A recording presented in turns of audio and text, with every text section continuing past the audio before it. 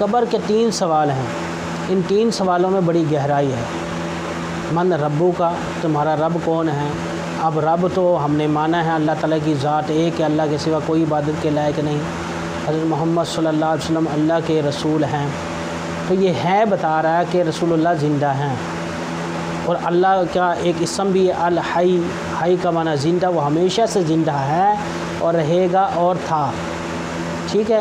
جس طرح اللہ تعالیٰ کی ذات ہمیشہ سے، اس لیے آپ کی صفات بھی ہمیشہ سے، اللہ کی جو صفات ہے نا یہ ہمیشہ سے ہیں، تو لہٰذا اللہ تعالیٰ کے لیے فرماتے ہیں، اللہ فرماتے ہیں، یہ جملہ نہیں بولنا چاہیے، بلکہ یوں بولنا چاہیے اللہ فرماتا ہے، کیونکہ اللہ ایک ہے، صیغہ بھی ایک ہی ہوگا۔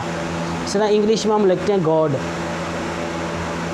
اب گاڈ کے ساتھ اگر ایس لگا دی جائے تو وہ جمع بن جائے گی، اللہ کے نام کی جمع نہیں ہے، اللہ واحد ہے، اللہ ایک ہے۔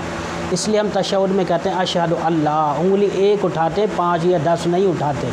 تو ان چیزوں کا آپ نے دھیان رکھنا، اللہ کی ذات ایک ہے۔ توحید اور رسالت کو بھی ماننا ہے، اللہ تعالیٰ کی ذات اور صفات ہمیشہ سے ہیں، اور عالم الغیب جو وہ اللہ کی ذات ہے، رسول اللہ کی ذات نہیں ہے۔ اللہ تعالیٰ نے اپنے نبی کو علم غیب دیا ہے، لیکن اتنا ہی دیا جتنا اللہ تعالیٰ کی اجازت، اللہ تعالیٰ کا حکم ہے۔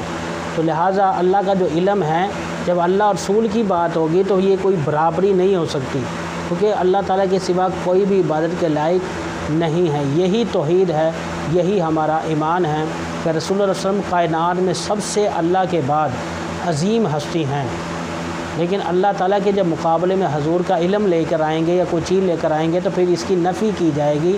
یہی آپ اور میرا عقیدہ ہے۔ تو من ربو کا، تیرا رب کون ہے؟ ایک۔ ما دینوں کا، تیرا دین کیا ہے؟ 2۔ اور ما کنت تقول فی حق حاضر رجل، اس نبی کے بارے میں کیا کہتا تھا؟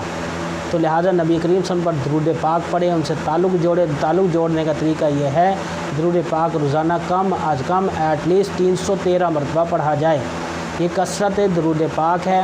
انشاءاللہ یہ آپ بیٹھ کر پڑھیں گے تو آپ کی بہت سارے مسائل حل ہوں گے، اللہ کا رسول خوش ہوگا اور آپ کے لیے برکتیں، رحمتیں اور رحمتیں نازل ہوں گی۔